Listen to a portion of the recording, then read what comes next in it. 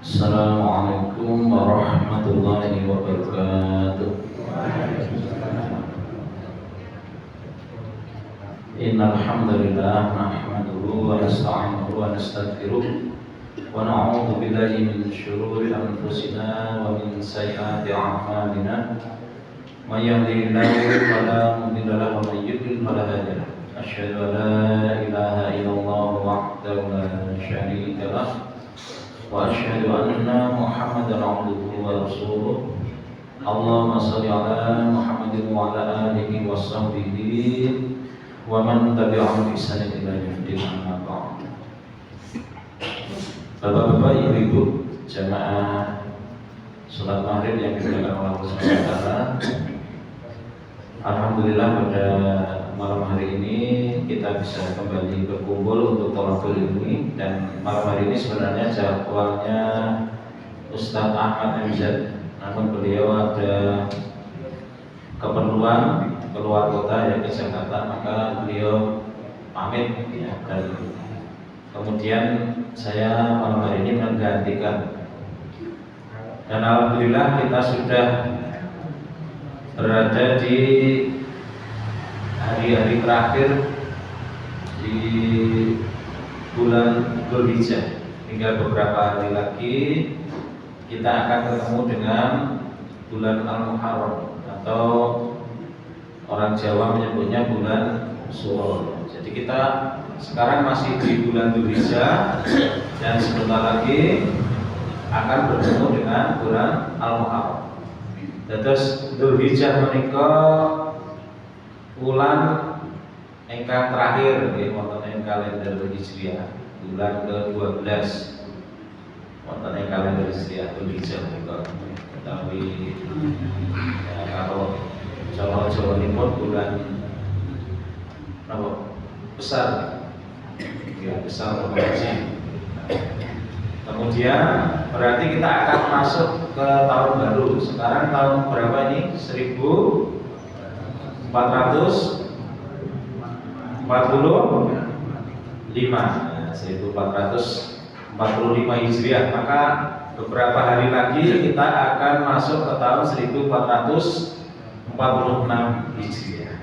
Nah, ini kalendernya berdasarkan penetapan tahun pertamanya adalah waktu Rasulullah SAW berhijrah dari Makkah ke Madinah. Artinya sejak hijrahnya Rasulullah ya, itu sudah berlalu 1445 tahun. Nah, jadi tahun itu untuk mengingat peristiwa penting, di mana dari peristiwa hijrah itu kemudian Allah Subhanahu wa taala semakin meneguhkan posisi kaum muslimin. Kemudian mereka bisa membangun kekuatan, membangun pemerintahan, membangun ekonominya, politiknya, dan seterusnya. Dan akhirnya dakwah Islam semakin menyebar. Nah, itulah kenapa dipilih mulai kalender Islamnya itu dari hijrahnya Rasulullah SAW. Nah, di luar persoalan sejarahnya, maka kita perlu mengingat kembali menika hari-hari ingkang dipun mulyakaken dening Gusti Allah, dipun agungaken dening Gusti Allah. Dasaripun wonten ing surat At-Taubah ayat 36, A'udzubillahi minasyaitonir rajim. Inna iddatasy syuhuri indallahi isna asyara syahran fi kitabillahi yauma khalaqas samawati wal arda minha arba'atun hurum. Dzalika ad-dinul qayyim fala tadlimu fihinna anfusakum. Sesungguhnya bilangan bulan pada sisi Allah adalah 12 bulan. Dalam ketetapan Allah di waktu Dia menciptakan langit dan bumi, di antaranya 4 bulan haram. Itulah ketetapan agama yang lurus. Maka janganlah kamu menganiaya diri kamu dalam bulan yang 4 itu. Nah, ini disebut di Al-Quran bulan-bulan haram, ya. Ada 4 bulan. Dan 4 bulan itu disebutkan oleh Rasulullah SAW dalam hadis riwayat Bukhari dan Muslim. Az-zamanu qad istadara ka hayatihi yauma khalaqas samawati wal ardh. As-sanatu 12 syahra minha arba'atun hurum, salah satu mutawaliyatun Dzul Qa'dah wa Dzul Hijjah wal Muharram wa Rajab mudhar alladhi baina Jumada wa Sya'ban. Setahun berputar sebagaimana keadaannya sejak Allah menciptakan langit dan bumi. 1 tahun itu ada 12 bulan. Di antaranya ada 4 bulan haram atau suci, 3 bulan yang berturut-turut yaitu Dzul Qa'dah, Dzul Hijjah dan Al-Muharram. 1 bulan lagi adalah Rajab Mudhar yang terletak antara Jumadil Akhir dan Sya'ban. Nah, menikah 4 bulan haram. Terus wonten Islam menika wonten kalender Hijriah, kalender yang digunakan umat Islam itu ada 5 bulan yang dimuliakan oleh Allah. Yang pertama tentu saja bulan Ramadan. Kenapa dimuliakan Allah bulan Ramadan itu? Ya, ada di Al-Baqarah disebutkan Syahrul Ramadan alladzi unzila fihil Qur'an. Jadi bulan Ramadan dimuliakan oleh Allah karena di dalamnya diturunkan Al-Quran. Nah, ini yang paling utama, ya, tentu saja. Kemudian yang berikutnya adalah bulan-bulan haram, ada 4. Dulunya di masa jahiliyah, bulan-bulan haram itu bulan yang disepakati tidak ada peperangan, gitu, dulunya. Kemudian di masa Islam 4 bulan ini adalah 4 di mana bulan-bulan di mana Allah SWT ya menjadikan hari-hari itu disucikan, dimuliakan. Artinya apa? Barang siapa yang berbuat maksiat di hari-hari itu, di bulan-bulan itu, maka dosanya akan lebih besar. Dan barang siapa yang beramal soleh, pahalanya akan lebih banyak. Nah, ini ya. Jadi kita masih di bulan Dzulhijjah, beberapa hari lagi masuk ke bulan Al-Muharram. Artinya menawi itu menawi kita tidak akan amalan kesayangan boten enggak hari-hari menikah ya, nanti disusul bulan Al-Muharram, maka pahalanya akan lebih banyak. Termasuk misalnya malam hari ini kita duduk untuk thalabul ilmi, untuk ngaji, nah itu pahalanya besar ya. Dan terutama kita ada di bulan-bulan haram yang pahala ngaji kita ini insya Allah lebih besar dibanding hari-hari biasa ya. Kalau ini kan kita ada di hari-hari yang dimuliakan oleh Allah Subhanahu wa Ta'ala, ya. Nah, sebaliknya barang siapa yang berbuat maksiat, pahalanya juga lebih berbuat maksiat, dosanya akan lebih besar. Maka ini peringatan dari Allah ya. Kalau di ayat At-Taubah tadi ya, di surat At-Taubah ayat 36 tadi kan disebutkan fala tatimu fihinna anfusakum. Janganlah kalian menganiaya diri kalian di dalam bulan yang 4 tersebut. Berbuat maksiat, berbuat dosa itu disebut mendolimi diri sendiri karena keburukannya terutama akan menimpa pelakunya. Meskipun korbannya orang lain, tapi nanti setiap pelaku kedzaliman itu di dunia akan dihukum oleh Allah, dan hukumannya akan lebih besar lagi kelak di akhirat. Nah, seperti itu ya. Jadi perbuatan, kenapa Islam melarang orang berjudi? Kira-kira judi itu membuat celaka pelakunya enggak, Bu? Ya. Barusan ada orang dibakar gara-gara judi. Gajinya dihabiskan untuk judi. Nah, Nah ini bikin rumah tangga rusak, kemudian membuat mengantar pada perbuatan-perbuatan buruk lainnya. Begitupun perbuatan maksiat yang lainnya. Dan barang siapa yang hari-hari ini menahan diri dari berbuat maksiat, itu juga dihitung kebaikan. Jadi kalau kita melakukan kebaikan, pahalanya lebih besar. Nah, di bawahnya lagi menahan diri dari berbuat buruk, gitu ya. Jadi misalnya yang biasanya tadinya suka nongkrong lama-lama, ya, buang-buang waktu. Nah, kalau kemudian dikurangi, ditahan, tidak kebanyakan nongkrong, yang ditambah amal ibadahnya, maka itu dicintai oleh Allah Subhanahu wa Ta'ala dan mendapat pahala. Barang siapa menahan diri dari maksiat, perbuatan maksiat. Nah ini secara umum bulan-bulan haram itu seperti itu. Dan apa saja amalan-amalannya yang bisa kita lakukan, ya. Di bulan Dzulhijjah kemarin sudah lewat, ya. Sekarang kita akan menyambut bulan Muharram. Sebenarnya secara umum semua amal ibadah itu dicintai oleh Allah, ya. Ya sholat kita, ya puasanya, baca Qur'annya, kemudian apa lagi? Ya tolak ilmi, nyambung silaturahim, berbakti kepada orang tua, ya. Itu semua amal yang dicintai. Dan secara khusus Rasulullah SAW menyebutkan dalam hadis riwayat Muslim, Abdul siyami ba'da Ramadana syahrullahil Muharram. Puasa yang paling utama setelah Ramadan adalah puasa di bulan Allah. Inilah keutamaan dari Muharram, ya.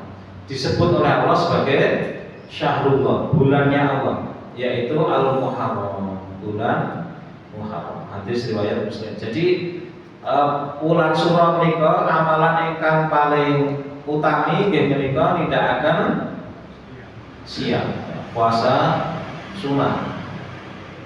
Dan juga terutama ditekankan yaitu puasa pada tanggal berapa, Bu? Tanggal kita 10 Muharram, yang disebut dengan hari Asyura. Ini ada di hadis riwayat Bukhari. Ani bin Abbas radhiyallahu anhu qala ma ra'aitu Nabiy sallallahu alaihi wasallam yataharra siyama yaumin faddalahu ala ghairi ila hadzal yauma Asyura wa hadza syahr, yakni syahr Ramadan. Dari Ibnu Abbas radhiyallahu anhu, ia berkata, aku tidak pernah melihat Nabi Shallallahu Alaihi Wasallam memperhatikan puasa di suatu hari yang diutamakannya melebihi yang lainnya selain hari ini, yaitu hari Asyura dan bulan Ramadan, ya. Asyura itu tanggal 10, ya. Nah, apa keutamaannya? An Abi Qatadah radhiyallahu anna Rasulullah sallallahu alaihi wasallam su'ila an siyami yaumi Asyura faqala yukaffiru sanatal madiyata. Diriwayatkan dari Abu Qatadah radhiyallahu anhu bahwasanya Rasulullah sallallahu alaihi wasallam pernah ditanya tentang keutamaan puasa hari Asyura. Lalu beliau menjawab, puasa Asyura melebur dosa setahun yang telah lewat. Jadi nanti di tanggal 10 Syura atau 10 Muharram yang disebut dengan hari Asyura, ya, dianjurkan kita untuk puasa sunnah. Pahalanya kita, Bu,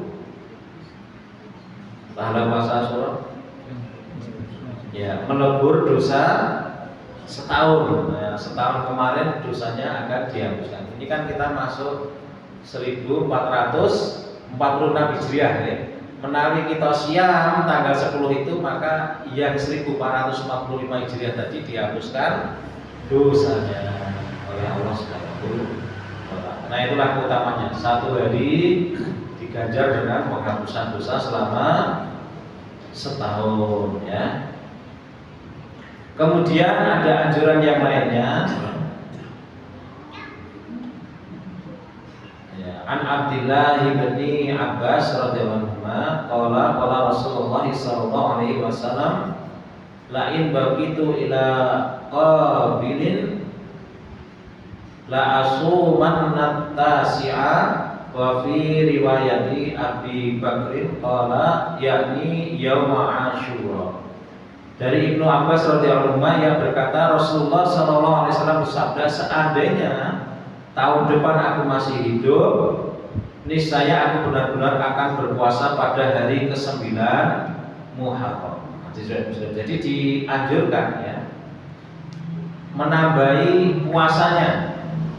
Jadi kan keutamaannya puasa Asyura tanggal 10 itu dihabiskan dosa selama setahun. Dianjurkan untuk ditambahi puasanya. Ini nggih sunah nggih Pak Bu. Yaitu tanggal 9-nya. Ya, jadi tanggal 9 berpuasa ditambah tanggal 10. Boleh juga 3 hari. Jadi yang paling utama tanggal 9, 10, 11. Kalau tidak tanggal 9 tanggal 10. Kalau enggak tanggal 10 tanggal 11. Kenapa? Ibnu Abbas radhiyallahu anhu mengatakan berpuasalah di hari yang ke-9 dan ke-10 berbedalah dengan orang-orang Yahudi. Jadi untuk menyelisih atau supaya tidak sama dengan orang-orang Yahudi. Karena apa? Ya, sesungguhnya puasa tanggal 10 Muharram menikah itu ada sejarahnya, yaitu puasanya siapa Bu?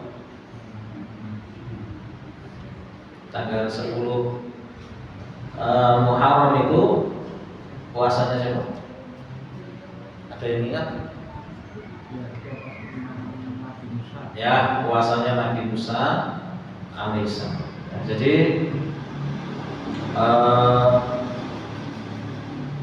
Nabi Musa alaihissalam beserta Bani Israel ya, tengah malam meninggalkan Mesir.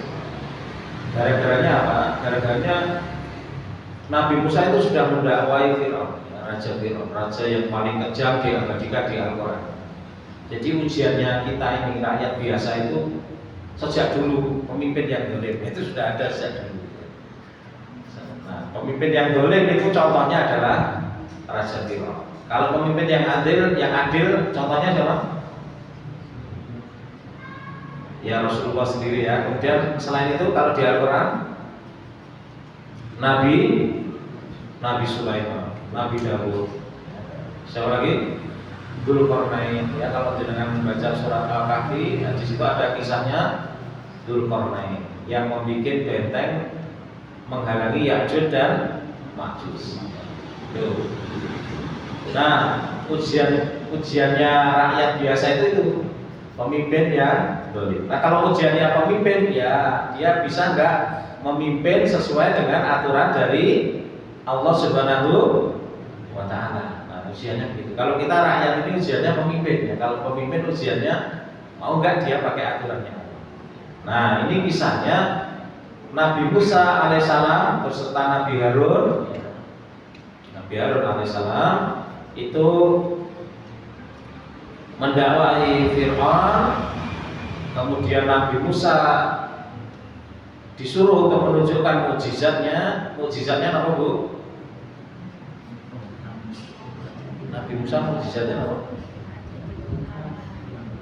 Tongkat. Semua nabi itu adalah penggembala. Penggembala itu apa? Ya, bukan angor ya. Jadi tongkat yang untuk ngiring domba niku wedhus niku apa? Itu kalau dilemparkan menjadi ya bisa menjadi ular yang hidup. Kemudian mukjizat yang lainnya apa? Ya, tangannya itu bisa bercahaya. Jadi dimasukkan ke jubahnya, nanti dikeluarkan, tangannya bisa bercahaya. Nah, itu yang ditunjukkan di hadapan Fir'aun ketika berdakwah kepada Raja Fir'aun. Raja Fir'aun anggapinya, oh ini sihir. Kalau begitu nanti saya kumpulkan tukang sihir, nanti di hari raya kita adu. Nah, gitu ya. Jadi Raja Fir'aun itu enggak kemudian mengambil pelajaran ya, kemudian menerima dakwahnya Nabi Musa, malah menantang Nabi Musa alaihissalam. Nah akhirnya di waktu hari raya yang sudah ditentukan, hari rayanya orang-orang Mesir itu ya, kemudian berkumpul semua tukang sihir sudah dikumpulkan oleh Raja Fir'aun. Nah kemudian mereka bertemu di pertarungan itu, tukang sihirnya melempar tali, melempar tongkat ya, kemudian seolah-olah menjadi ular, nampaknya menjadi ular. Itulah yang disebut sihir. Sihir itu kan tipu daya ya, jadi berubah menjadi ular. Nabi Musa awalnya takut gitu ya, melihat itu takut. Kemudian oleh Allah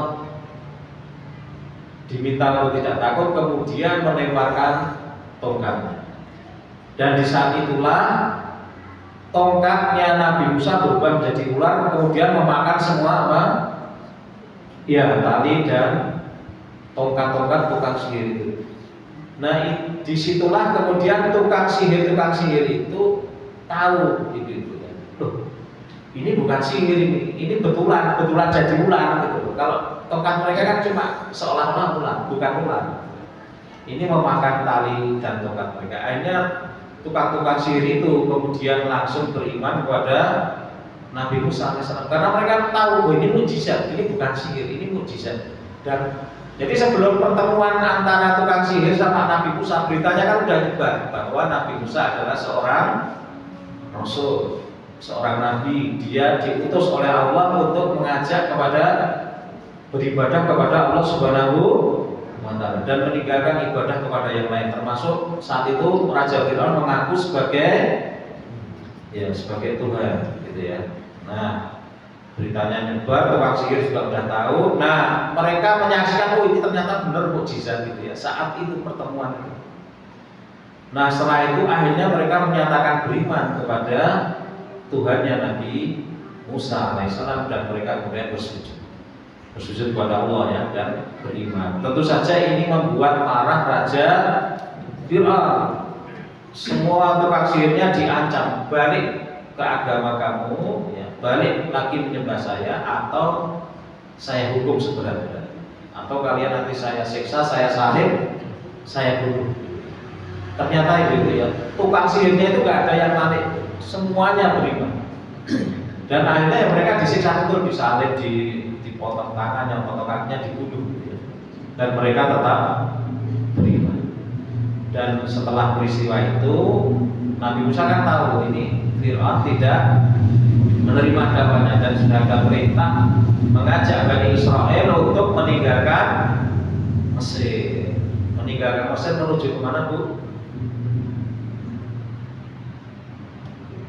Dari Mesir menuju kemana? Oh, berarti belum pernah dengar ceritanya ya.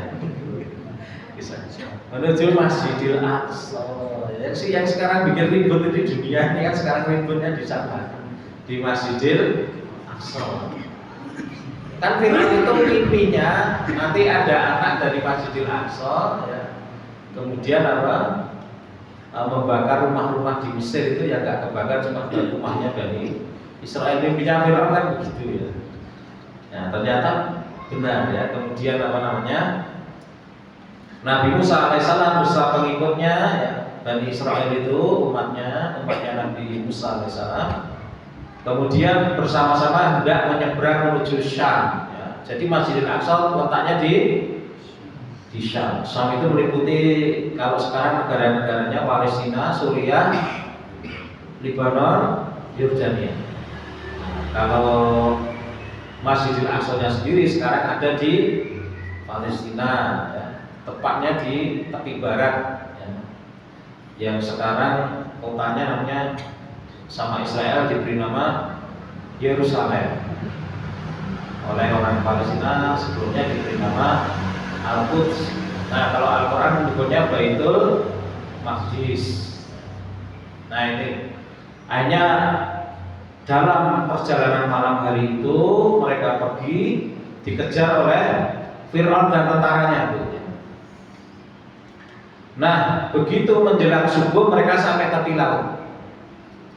Umatnya Nabi Musa langsung, wah ketangkep ini kita, karena dari kejauhan sudah bertampak pasukannya Fir'aun, Raja Fir'aun pimpin langsung semua tentaranya untuk menangkap Nabi Musa dan Bani Israel.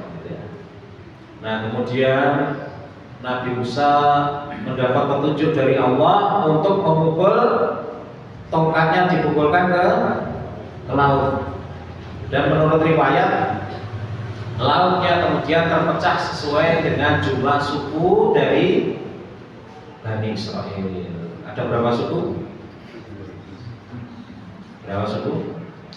12. Jadi ada 12 jalan laut itu langsung pecah jadi 12. Sesuai sukunya masing-masing mereka masuk nyebrang. Jadi Bani Israel itu sebenarnya keturunannya siapa Bu? Bani Israel itu keturunan Nabi Bu. Keturunannya dari Nabi Yakub alaihissalam. Ya. Nabi Yakub anaknya yang terkenal siapa Bu? Nabi Yusuf. Ya Nabi Yusuf itu. Nabi Yusuf kan saudaranya ada berapa? Ada kan lagunya 11 bintang. Ya 11 bintang itu menggambarkan 11 saudara-saudaranya. Ya. Ada 12 suku itu anaknya Nabi Yakub alaihissalam. Ya 12 suku. Nah 12 suku ini menyeberang. Selesai mereka nyebrang, pasukannya Fir'aun juga ngejar Bu, masih di tengah laut itu. Kemudian ditutup, ditenggelamkan oleh Allah Subhanahu wa Ta'ala. Dan Allah ternyata menjaga jasadnya Fir'aun gitu ya. Sehingga Fir'aun itu kemudian jasadnya sampai ke pinggir laut, kemudian dijadikan mumi. Dan Mesir itu kan, Mesir yang sekarang ini kan bekas jajahan dari negara Perancis ya. Hanya muminya itu dibawa ke museum Perancis dan ada profesor yang masuk Islam gara-gara ini, melihat muminya Raja Fir'aun itu yang ternyata betul ini dulunya tenggelam di laut. Ada tanda-tandanya bahwa dia pernah tenggelam di laut. Nah di hari itulah di mana Nabi Musa alaihissalam diselamatkan oleh Allah. Kemudian Nabi Musa bersyukurnya dengan cara berpuasa. Dan sejak itu Bani Israel setiap tanggal 10 Surah atau Asyura itu ya, atau Asyura tadi ya, hari tanggal 10 Muharram tadi mereka selalu berpuasa. Dulunya itu Rasulullah puasa 10 Muharram itu puasa wajib karena itu belum belum ada perintah puasa Ramadan. Setelah turun kewajiban puasa di bulan Ramadan, maka puasa 10 surah itu menjadi apa? Puasa sunnah. Ya, jadi asal usulnya begitu. Nah, karena tanggal 10 itu kebiasaannya orang Yahudi Bani Israel, maka kemudian Rasulullah itu selalu menunjukkan bahwa umat Islam harus lebih baik. Jadi jangan sama dengan umat yang lain, harus lebih baik. Maka kemudian Rasulullah bertekad tahun berikutnya akan puasa juga di tanggal 9 Muharram. Nah itu asal usulnya aja Bapak Ibu jamaah sekalian, dari puasa 10 Muharram yang disebut puasa Asyura ya. Nah ini puasa di mana untuk mensyukuri peristiwa diselamatkannya Nabi Musa alaihissalam dari kejaran